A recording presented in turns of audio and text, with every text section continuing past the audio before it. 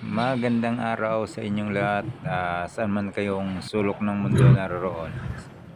Now, ipakita ko sa inyo guys kung paano i-change oil ang Trailblazer. So, yan, gamit ang 15mm na combination wrench, yan, luwagan natin. Then, antayin lang natin ma-drain. Habang nagdi-drain tayo guys, tanggalin natin ang air filter hose, pati na rin yung air filter kasi papalitan na rin natin yan.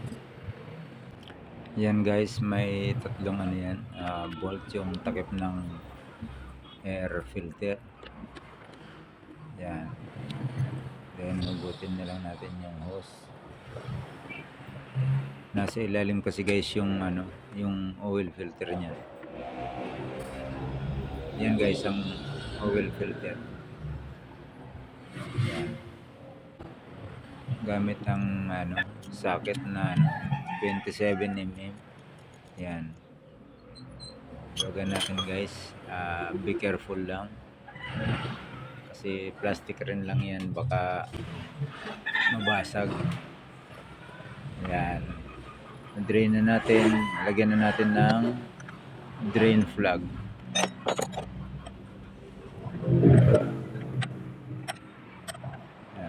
Alalay lang daw guys pag higpit kasi minsan nalolost thread dyan na overtight natin. Then ilagay na natin ang oil filter. Yan, sinusuksok lang yan guys yan. Then lagyan natin ng konting ano, langis yung o-ring para hindi ano, para madulas ba. Yan. Then higpitan natin. Ingat lang guys, wag lang ma-overtight. Nagkakarak din yan.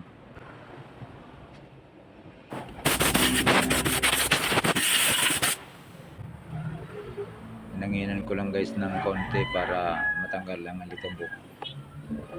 Then balik na natin yung takip ng air filter.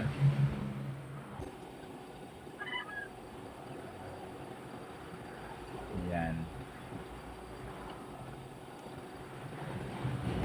Be sure na nakalapat yung ano guys, yung takip ng air filter bago nyo higpitan para hindi mabasag yung ano, yung pinagtotornilyo.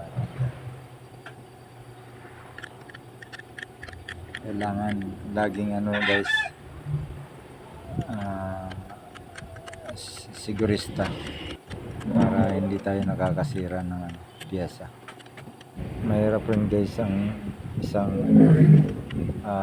yung maging isang mechanic. Kailangan bukod sa ano guys, marumi, kailangan mo dito yung mapasensya ka, matyaga, yung hindi ka ano, bugnutin. Yan guys, naikabit ko na. Lalagyan na tayo ng langis.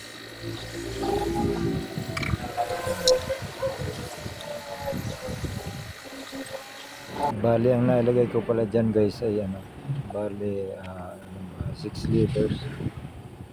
So ano, saktong sakto lang siya doon sa ano, doon sa level. Yan, check up natin guys bago pa andar.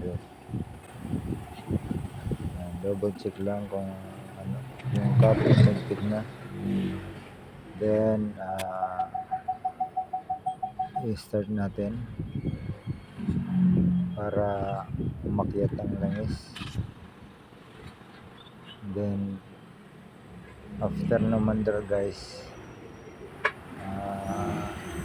turn off ulit yung engine.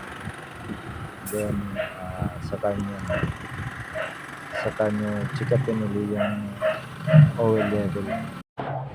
Again, thank you for watching and God bless you guys.